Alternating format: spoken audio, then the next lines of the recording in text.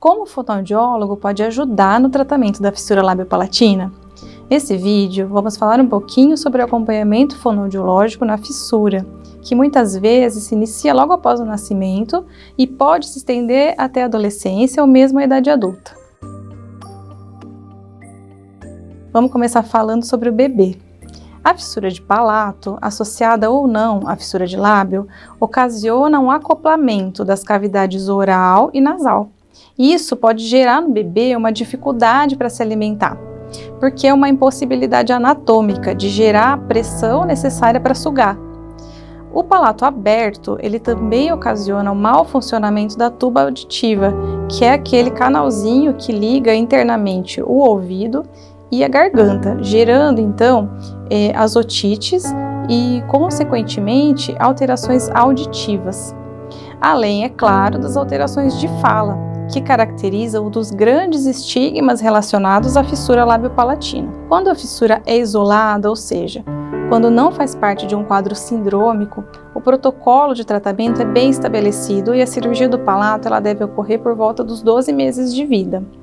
A palatoplastia, realizada na época correta, com uma técnica adequada e executada por um cirurgião experiente na área, já é o primeiro passo para se alcançar uma boa fala.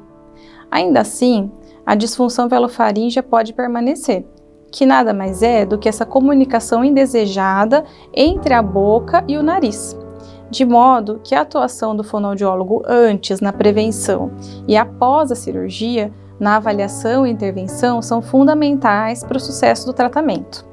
Esses bebês apresentam risco de desenvolver distúrbios articulatórios compensatórios, que são aqueles sonzinhos diferentes, atípicos, muitas vezes descritos como soquinhos ou raspadinhos. Pois como os bebês começam a produzir os primeiros sons, o balbucio, ainda antes do fechamento do palato, eles estão sujeitos a uma alteração no mapeamento dos sons da fala dentro da boca. Sabendo disso, então existem estratégias que podem ser usadas para minimizar o risco desses distúrbios, que muitas vezes, depois de instalados, podem ser de difícil correção. Por isso, então, nos casos de fissura, é importante consultar o fonoaudiólogo nos primeiros 6 meses de vida, para aprender a estimular o desenvolvimento de linguagem de forma adequada e, ao mesmo tempo, prevenir, então, essas alterações de fala que podem ocorrer especificamente nesses casos. É importante também desfazer o mito de que a pessoa com fissura terá a voz fanhosa.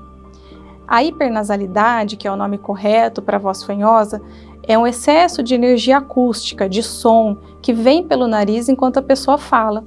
E é uma característica indesejada e que acaba acontecendo na minoria dos casos. Com base na literatura, é possível afirmar então que uma média de 80% das crianças que são operadas na idade certa e realizam acompanhamento com fono ficam com uma boa qualidade de fala.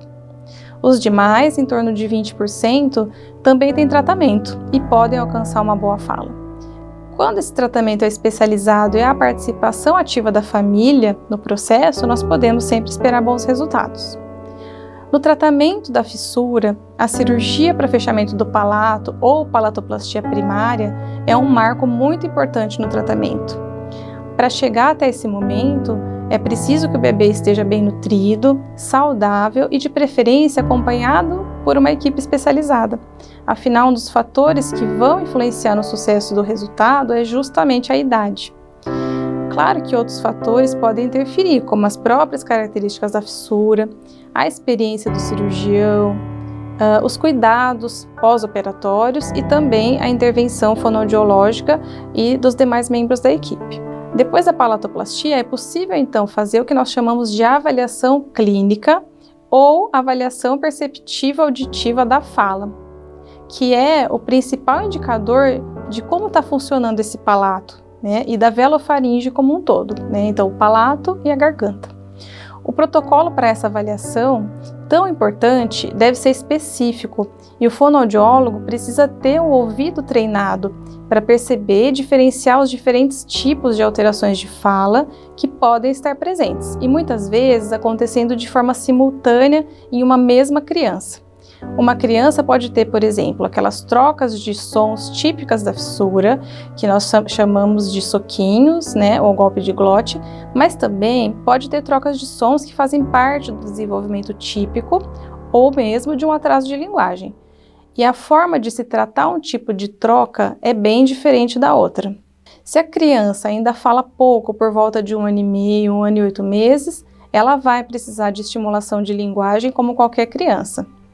Se ela fala várias palavras, mas o som escapa pelo nariz, sai fraquinho, ou então sai muito diferente, distorcido, difícil de entender, ela vai precisar de uma atenção fonoaudiológica.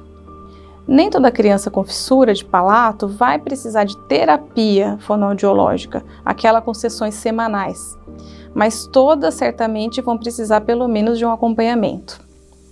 Algumas crianças evoluem com a chamada disfunção velofaríngea, ou porque o palato ficou um pouco mais curto, ou com pouco movimento, não cumprindo totalmente a sua função, seu papel durante a fala.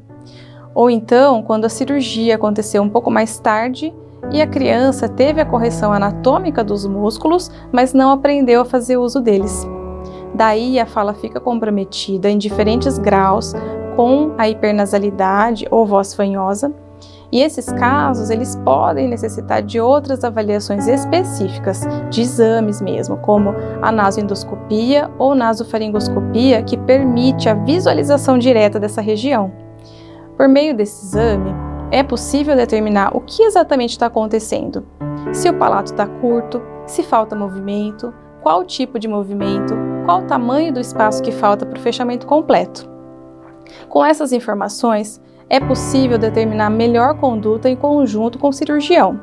E pode ser necessário um novo procedimento cirúrgico, as chamadas palatoplastias secundárias ou mesmo as faringoplastias ou retalhos faríngeos.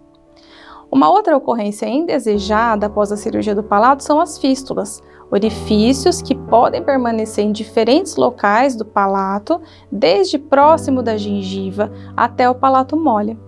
A indicação da correção vai depender do tamanho, da localização e principalmente dos sintomas dessa fístula, que pode ser, por exemplo, um escape de ar durante a fala ou mesmo a passagem de alimentos para o nariz durante as refeições.